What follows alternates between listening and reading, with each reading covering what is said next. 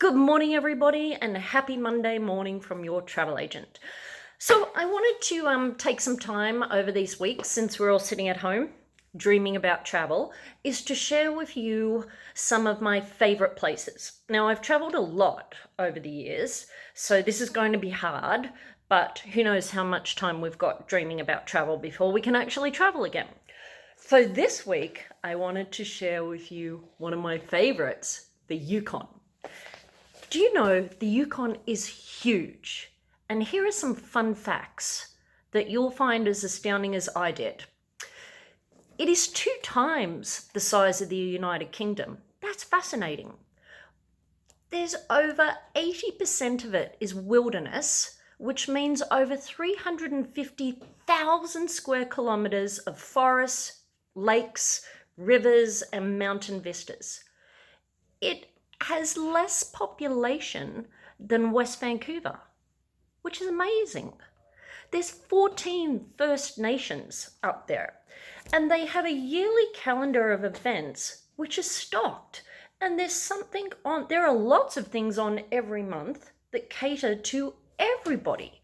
So it's not just an adventure paradise, it's something for everybody. I've only been as far as Whitehorse, and that blew me away. So my favorite airline, I must say, for going there is Air North. They are truly outstanding. They give you 2 pieces of checked luggage. They feed you. They are so friendly, and they have these amazing warm chocolate chip cookies that they pass out just before the flight ends. And they have something in their system, and I'm not really sure, but all I know is that it enables them to be able to land in Whitehorse during some of the worst conditions where other airlines aren't able to. So if you're going up there for a specific adventure or for a certain amount of days and you're during that winter time, you will most likely make it, as we did last year. With the hotels downtown in Whitehorse, they all provide a complimentary shuttle. So you don't need to worry if you didn't want a car or you wouldn't need to take a cab. The hotels know, they come up to meet each flight and they'll take you there. There is so much to do there. There is the Lumina glass blowing, which we go to each time we go up. And this is, each time, I've only been up there twice.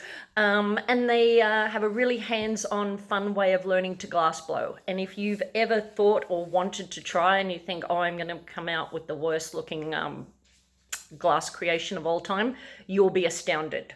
You come out making some really beautiful things. There is the Yukon Wildlife Preserve, where you can either walk or take a shuttle around the preserve, and they've got all the different rescued animals there, and it really is amazing. They have the hot springs, and they are changing them around and updating them, which they'll be really lovely once done. And there are apparently really good mountain biking and car cross, snowshoeing in winter, hiking, kayaking, canoeing. There are retreats where you can go, adventure retreats, where you can go horseback riding or mushing or sledding. We're even talking, if we can, come summer, we're thinking about doing a road trip up if we're allowed to travel again.